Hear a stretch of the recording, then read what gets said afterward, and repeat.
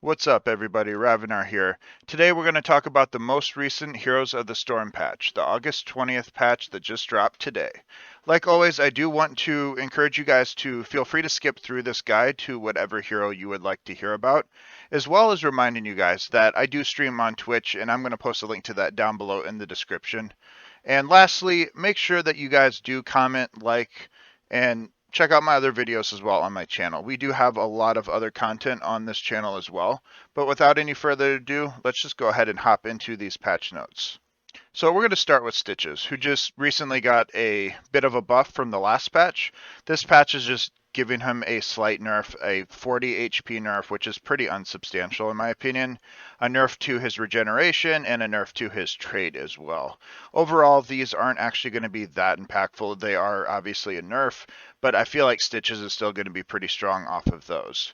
Tenderizer, they're just reducing the slow amount slightly and the duration as well. Again, obvious nerf, but not going to be too big of a deal here. And lastly, Pulverize reduced the slow amount and the duration. So overall, obvious nerf to Stitches, but in the long run, I feel like he's still going to be just as playable as before. Probably a little bit slightly OP, not that he was necessarily OP to begin with, but I think he is going to be in a lot better spot than he was before. So on to Leoric. This is an interesting one right here. So they are giving him an additional functionality on his skeletal swing. It will deal 75% additional damage to minions, basically increasing his PvE. And that is actually going to be really strong because one of the main things Leoric has to do is clear minions, sometimes in a double soaking capacity. So giving him that capability is going to be really good for Leo players, as well as increasing his trait. So every third basic attack increases the bonus damage to 125%. So he'll do a little bit more PvP damage as well. Also, this does work, obviously, if you are taking camps or clearing minions as well. And they increased his level 4 Neo Peasants. Skeletal Swing deals an additional 75% damage to mercenaries and minions and activates Skeletal Swing costs and cooldown refund. Basically, all of Leoric's changes are around increasing his PvE capabilities, which they even say here. Bringing the King brings many duties. Being the Skeleton King is no different. Leoric players are often expected to fill wave clear roles that are dependent on Neo Peasants. So basically, overall, very good change to Leo. I feel like he was in a pretty decent spot before, but this does help him fill that wave clear role for an offlaner a lot better than he probably could before. So overall, I very much like this change to Leo as well. So on to Deckard. Now this one I really like. I didn't actually know that there was a huge range difference in the potions, but apparently there were. So medium range flight reduced and far range flight reduced. Basically, the potions are going to travel faster before they land, and they're increasing the heal amount. So overall, Deckard is going to be able to burst heal and just heal more effectively, which is obviously going to be really good for him. They increased the slow on Herodric Cube, which is obviously going to be good as well. They new functionality to his E-Quest. Hitting a hero with Scroll of Sealing permanently increases its damage by 2. Hitting 15 heroes to reveal and reduce the armor by 10, and then hitting 30 reduces it by 15. So overall, this isn't terrible if you're looking for a more control sort of situation where you want to reduce the armor for teamfight capabilities. So I like this change overall. I do feel like that the normal level 1, which is a spell power, is generally still going to be better, but this is going to be a good alternative as well. Potion of Shielding. Generally, Ruby at level 4 was always your go-to talent on Deckard, so they're trying to spruce up the other two to give them a bit more viability, increasing the shielding on it, which is actually a decent amount, and then increasing the hot that you get from Rejuvenation Potion and the mana that you get as well. Whether or not they rival Ruby will remain to be seen. I feel like they won't, but it could put you in a situation where if there's not a lot of melee on the enemy team, Potion of Shielding might be a good alternative. Ruby's really shines when there are a lot of grouped up players. So I think that shielding could get a bit of viability if the enemy doesn't have a big stacking comp that you can get Ruby value off of. So overall, very good changes here as well. Now, I see this as a Lornado nerf. Now, I can't confirm Lornado did damage before, but the only reason they would add 20 damage to it is to wake up stasis abilities like sleep, for example. If Lornado did no damage and you cast it on someone who was asleep, you could move them without actually waking them up, which could be a bit powerful, but I don't think in a Lornado asset it's that strong. that would also require you to have basically double support or a Mal'Ganis on your team. So what this is going to do is make sure you can't do any cheeky plays like that. So the little bit of damage will wake up any sort of abilities. Super Healing Potion, usually the go-to at level 13, is going to be just reducing the overall healing of it, but additional functionality. Potions heal for 25% more against heroes under 50% health. That's actually going to be pretty strong. I feel like that is going to offset this and make it more powerful, obviously, if you're below 50% health. So overall buff to this, in my opinion. Potion of Revival, which is AoE heal, increase the radius by 75%, which is awesome. That means that in close quarters team fights, this one could actually see some play. And with the buff to the just raw healing that it does, that could give this a little bit of play. I feel like Super Healing Potion is still going to be the go-to here, but I could see a play for this depending on the map and the areas that you guys are fighting in. Cooldown reduced from 60 to 45 seconds. I know this talent can be pretty solid as well, so a good 15-second buff is actually going to be really good here. So overall, Deckard, big buff here. I feel like Deckard has kind of fallen off a little bit, so very nice change to him. Lieutenant Morales got a rework last patch, and looks like they're just buffing her a little bit. Increase her health, pretty good. Increase her regeneration, even better. Healing beam per intervals increase 2.5 to 3. That's actually a pretty big jump, so she basically will heal quicker. And then safeguard, even more armor. So a big old buff to Morales just off of her base kit, which is pretty strong. And cooldown reduction 40 to 30 seconds. That's good. Armor reduce from 25 to 20. So overall, they nerfed the armor that they do, so I guess maybe they felt that this was too strong. I don't think that they needed to nerf anything on Morales. I'd feel like that is a bit of an overkill on that. But overall, I think this is a good change to her. Even after the rework, I feel like she was still very much in the exact same spot as before, very much susceptible to dive, and that's always going to be the case with her. So they wanted to shuffle around some of her talents, and they wanted to just kind of rebuff some of the initial baseline that they had already nerfed when they changed her. So overall, good change to Morales. We'll see if it helps her out at all. I feel like she's not going to see any more play than she already does. Qhira, who is a hero who has kind of fallen off a little bit. She's very susceptible to stun, so we'll see what they do here. So quest requirement cut by 25%, which is pretty nice. And primary slow increased from 40 to 60, so they're buffing her E. You'll get a bit more slow on that. Her level 13 damage increase, so they're just buffing her damage, buffing her slow, just buffing her kit a little bit. Armor reduction increased from 15 to 25, which is awesome. Spell armor increased from 50 to 60. Spell armor duration increased from 2.5 to 5. Now overall, buff here as well, and her level 20 utility belt cooldown reduced from 5 to 2 seconds. Now that's going to be pretty sweet. Now overall, Qhira has a pretty good buff coming in right here. I feel like she was a little bit underplayed because of how squishy she was when she got locked down. They can't really change that because then she could be a little bit too powerful, so it looks like they're buffing the damage to compensate for that. Good Qhira players are very much going to love this. I don't think it's going to push her into an OP sort of category. So overall, I think this is going to be a good change to her. Many of Qhira's revolving sweep talents have never really captured the attention of Qhira players, as they often leave Qhira spinning out, giving them a few buffs. So yeah, basically her E, a lot of her spinning related abilities got buffs. So overall, good change to Qhira. I think I don't play Qhira myself, but just looking at the numbers, I feel like these are going to be a welcome change for Qhira players. So on to Hanzo, a character who has kind of gotten overshadowed by characters like Valla and Cassia recently. So they're increasing his base health by a little bit, which is nice, increasing his regeneration, which is nice, and reducing the cooldown on his D, which is basically his wall jump. So overall base kit buff here, which is nice. His Q duration increased from 10 to 12 seconds, which is awesome. And his sharpening arrowheads passive. Armor reduced per stack increased from 2 to 3. Maximum armor reduction remains 20. So the cap is still the same, but you can stack the armor reduction a lot quicker. That's going to be really good, in my opinion, especially for a level 7. So overall, just slight buffs to Hanzo. His Dragon Strike, I mean, they're going to try to make this work for years. Increase the center damage of Dragon Strike. You should never be standing in the center. If you're in the center of it, it's because you're either inexperienced or you are stunned in it. Overall, I feel like this change doesn't matter. Dragon Arrow is still going to be better, or you're going to be using Dragon Strike to zone, which means they're never really going to be caught in the center. They're most likely going to be caught in the sides. Hanzo has slowly become less reliable choice for most players, so increasing his health. Like I said, Hanzo has very much been overshadowed by characters like Valla and Cassia, even Rainer to a lesser extent over the years. So trying to bring him a little bit back in, especially with his high skill cap that he takes to play effectively, I could see this helping a little bit with it.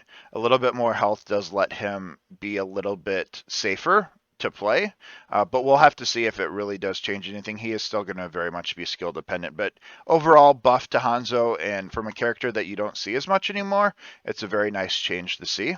All right, on to Lunara. So Hippity Hop cooldown reduced from 4 to 2 seconds, and which is looks like it's just her speed. I feel like no one takes this anyway, so I don't think it's really going to make a difference. Choking Pollen damage against enemies with 3 stacks increased from 150 to 200%. This is actually going to be pretty huge. Lunara for years has very much fallen under the mantra of fake damage. This is actually going to help with that a lot. This is actually a big buff in damage. If you can get 3 stacks of her trait on them, you will do a significant amount more damage. This is actually pretty strong. And Wild Vigor damage bonus increased from 50 to 70, just another form of increased damage. So 2 damage talents being buffed in different ways. Overall, they're just trying to give Lunara more consistent damage, it seems like, which is good. She's always kind of fallen off a little bit, I know, at least at higher ranks. Thornwood Vine damage increase. I think Leaping Strike is still going to be the pick here. Thornwood Vine used to be a good talent, but just the mobility that Leaping Strike gives you offsets any damage boost that they can really do to this. This is definitely going to be good if you have her in some sort of poke comp or you don't have to worry about being dove yourself. But overall, Leaping Strike I think is still going to be the pick here, but it is nice to see some love shown to Thornwood Vine, which has kind of fallen by the wayside over the years. Abolish Magic, cooldown reduced from 30 to 20 seconds. That's going to be amazing for stopping her from getting bursted.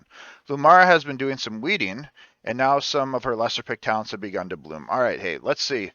I do like this. It does look like they are buffing Lunara's damage slightly, which I feel like is needed. She has kind of fallen off a little bit in terms of viable sustain assassins to pick, so we'll see if this can help her kind of shine a little bit. You get the potential poke with Thornwood Vine, as well as just increased damage with your level 7s as well. So overall, good change to Lunara, and we'll have to see if that can help bring her back into the meta a little bit. Nazeebo. This is one I am excited about. I am someone who has always enjoyed Nazeebo, but has recognized that Nazeebo has always been a little bit on the weak side. So they're buffing Q build, is what it seems like here.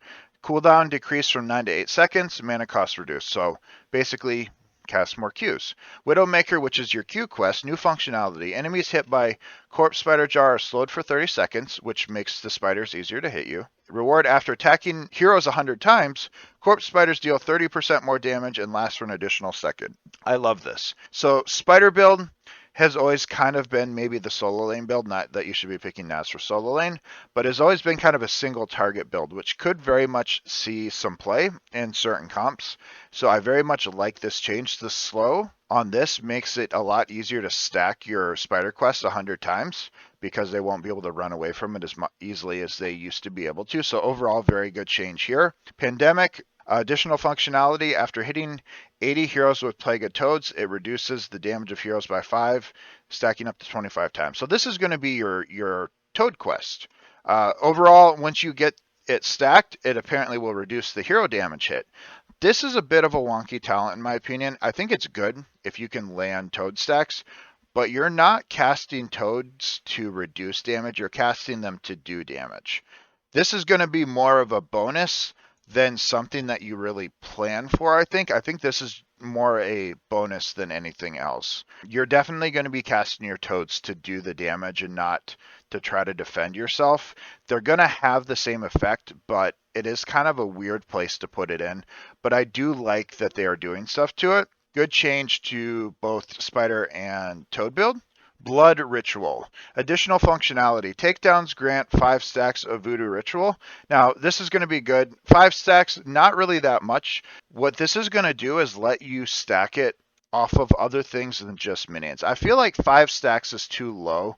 One of the big issues Naz has is he is not very good on 2-lane maps because he requires a sort of rotation based setup to try to stack effectively for Violent Infection at 20. 5 stacks off of takedowns, I feel like aren't really going to achieve that. I feel like they should have given maybe at least 10, 15 maybe even. If that was their plan, was to allow Naz to stack off takedowns, I think it's going to need to be more than 5.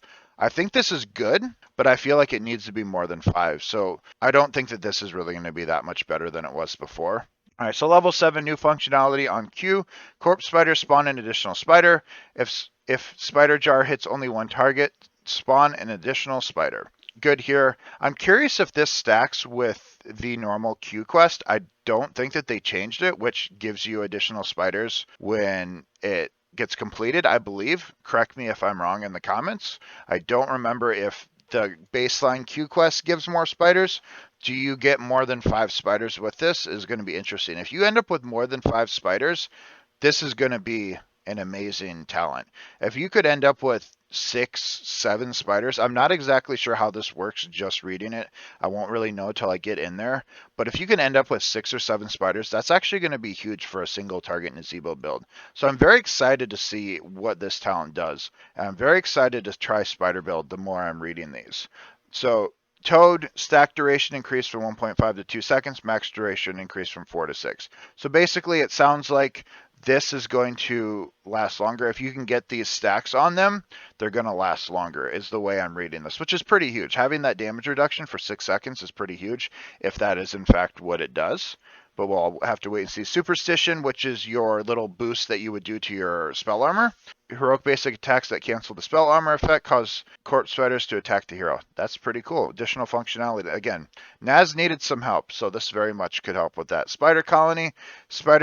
Corpse spider attacks against heroes also reduce the cooldown of spiders by 1.125. So the biggest thing that this talent used to do was reduce the cooldown of all your abilities except for the Q. So your spiders attack and then reduce toads and zombie wall. Now they're going to reduce the cooldown of your spiders as well. Combo that with additional spiders, this talent could be really strong and give you the ability to very, very frequently throw out your Q, which in a single target sort of build could make Naz actually pretty strong. Even more excited to try this. But overall, very good change to this. So level 20 upgrade, additional functionality, Gargantuan stomps in an area increased by 25% and its slow amount is 50. Seems good. We'll talk about them all after. An Annihilation Spirit, which is basically Ravenous Spirit upgrade.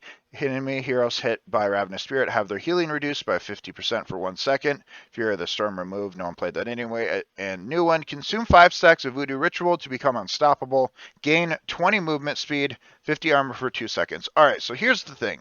Violent Infection is still going to be your number 1 pick here at level 20. No matter what, if you have 175 stacks, you want to pick Violent Infection. That is going to be known. But if you, for whatever reason, don't have the option to pick Violent Infection, let's look at each of these. Gargantuan upgrade seems to be pretty good. Ravenous Spirit upgrade could be good. I feel like this one right here isn't going to be that great. Healing reduction is going to be decent. But this is the one I'm excited about. If you're not going to finish your stacks anyway, what does it matter if you give up 5 stacks of your ritual to gain unstoppable, 20% movement speed, and 50 armor? This is pretty strong. It might be on a 30-second cooldown, but that's unstoppable every 30 seconds when you're not even getting your stacks anyway. So it really doesn't matter if you sacrifice them once you don't pick Violent Infection. So I think this you will never pick. If you take Gargantuan, you won't upgrade it. I feel like you will take this instead. This seems really strong. If you have Ravenous, I have a feeling that you could potentially take this if the healing reduction is viable. Otherwise, this does seem pretty strong. I have a feeling Violent Infection obviously is always going to be the pick, but this might be an alternative as well. Overall, what do I think about Naz? I love it. I don't know whether or not it will bring Naz enough of a boost to bring him back into the meta. I feel like Q build is very much what they're focusing on. They did do a bit of E changes, but I feel like Q is very much what their focus is, which is a single target sort of mindset for Nazeebo. Obviously does make him better, so I'm very excited to see how much better. He's still going to suffer from the exact same detriment of not being viable on 2-lane maps, but the spider build increase will make him slightly better on those 2-lane maps. You most likely won't be picking Viral Infection on a 2-lane map where that makes a talent like this better, whereas before your level 20s were kind of dead. So you do have that option, and since they are buffing the damage and functionality of a lot of these talents, you're not necessarily relying on your stacks as much to do damage as Nazeebo, which is always the issue that he had before. So very good change to Nazeebo. I think it will help him a little bit. We will just have to see how much. All right, on to Valla, a character that I know a lot of people have feelings about. W level 4, damage reduced from 120 to 100. Needed. We'll go over everything and I'll give you my thoughts on Valla. Hot Pursuit, movement speed per stack reduced from 2.5 to 2, just slight nerf on that. Gloom, healing per second reduced from 2.5 to 1.25.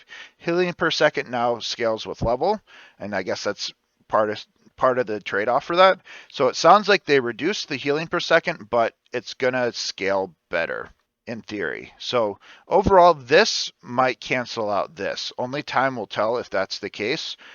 It could potentially heal better than it did before. We'll really have to wait and see until we get it in game and see exactly how it works. Passive spell armor reduced from 20 to 15. The passive spell armor is nice, but it's honestly the activatable that you do with Gloom that is the reason you pick it over the actual passive spell armor. So this isn't as big of a deal to me, in my opinion. This is the interesting part. Death Siphon, your strafe no longer heals.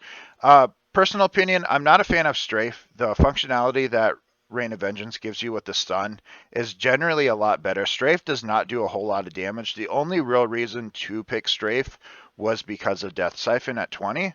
The healing plus the infinite strafe value was the reason that you would really pick that talent. So without the ability to heal yourself and sustain indefinitely anymore, I feel like it's going to fall off. I don't feel like infinite strafe was the problem with Valla. I don't think Valla was overly strong. I think she was a little bit strong, but not OP. A slight nerf on her, I think, was needed, but I don't think that removing this was the right call. I feel like it is going to more or less kill one of her alts, so I think that this was a mistake. Gloom, it depends on if the healing per second is canceled out. I don't think that Gloom was that strong that it needed a nerf. So overall, Gloom and Death Siphon, unnecessary change in my opinion. Reducing the W, yeah, maybe by 20, maybe reducing it to 110 might have been more appropriate, but I feel like that is a slight nerf on Valla that she could arguably need because she was a little bit too strong, but I don't think that she was that OP at the moment. So I don't think that a couple of these changes I feel like were a bit on the unnecessary side, but we'll have to see. Valla was in a really good spot before. I don't think that this is going to change anything. I think if you were a good Valla player before, you will still be a good Valla player. I don't think that this is going to overall make any big differences other than potentially just killing the usability of strafe. Last but not least, Zagara, a hero that I love. Zagara is one of my most favorite characters, but a hero that I very much agreed needed a nerf. So health reduced by a little bit.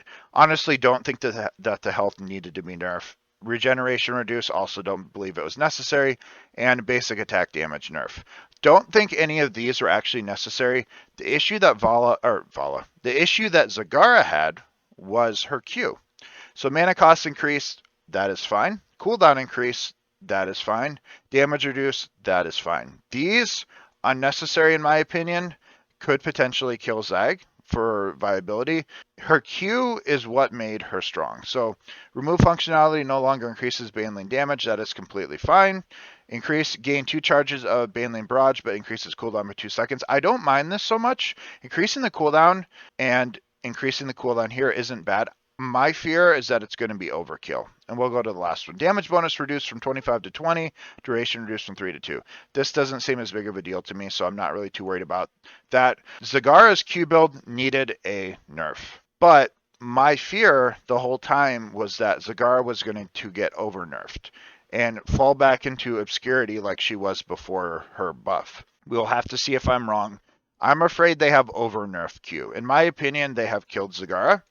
Getting an extra 2 seconds on this and an increased cooldown on this means that you get a lot less Qs that do a lot less damage.